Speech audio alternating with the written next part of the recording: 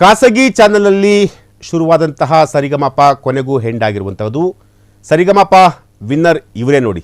ಸರಿಗಮಪ ಗೆದ್ದು ಬಿಗಿದಂತಹ ಶಿವಾನಿ ಶಿವದಾಸ್ ಸ್ವಾಮಿ. ಸರಿಗಮಪ ಸೀಸನ್ 21ರ ಕಿರೀಟ ತೊಟ್ಟಂತಹ ಶಿವಾನಿ ಶಿವದಾಸ್ ಸ್ವಾಮಿ. ಕಿರೀಟವನ್ನ ಮುಡಿಗೇರಿಸಿಕೊಂಡ ಬೀದರ್ ಮೂಲದ ಗಾಯಕಿ ಶಿವಾನಿ. ಶಿವಾನಿ, ರಶ್ಮಿ, ಆರಾಧ್ಯ ರಾವ್ ಇವರ ನಡುವೆ ತೀವ್ರ ಪೈಪೋಟಿ ಕೂಡ ಇತ್ತು. ಆರಾಧ್ಯ ರಾವ್ ಹಾಗೂ ಶಿವಾನಿ ನಡುವೆ ತೀವ್ರ ಪೈಪೋಟಿ ಕೂಡ ಇತ್ತು. ಕೊನೆಗೆ ಶಿವಾನಿ ಸರಿಗಮಪ ವಿನ್ನರ್ ಆಗಿ ಹೊರಹೊಮ್ಮಿತು.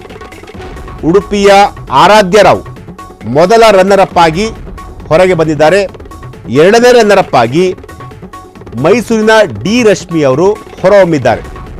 ಎಲ್ಲರ ಫೇವರೆಟ್ ಆಗಿದ್ದಂತಹ ಹಾವೇರಿಯ ಬಾಳು ಬೆಳಗೊಂದಿಗೆ ತೀವ್ರ ನಿರಾಸೆಯಾಗಿರುವಂತಹದ್ದು.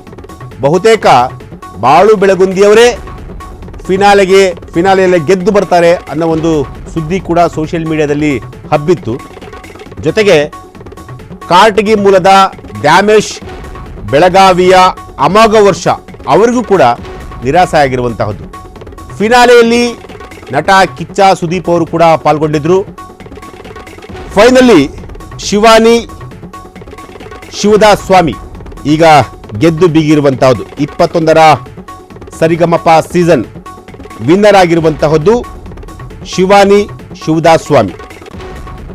ಶಿವಾನಿ, ರಶ್ಮಿ, ಆರಾಧ್ಯ ರಾವ್ ಇವರ ನಡುವೆ ತೀವ್ರವಾಗಿ ಪೈಪೋಟಿ ಕೂಡ ಇತ್ತು.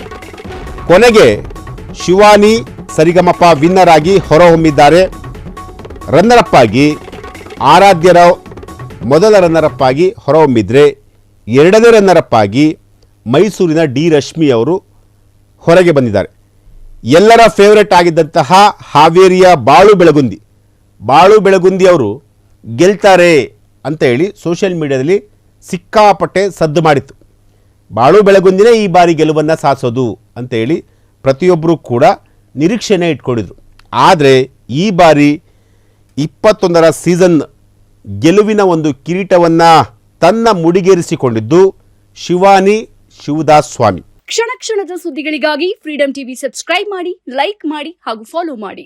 ಹೊಸ ಸುದ್ದಿಗಳ ನೋಟಿಫಿಕೇಶನ್ಗಾಗಿ ಬೆಲ್ ಐಕಾನ್ ಮೇಲೆ ಕ್ಲಿಕ್ ಮಾಡಿ.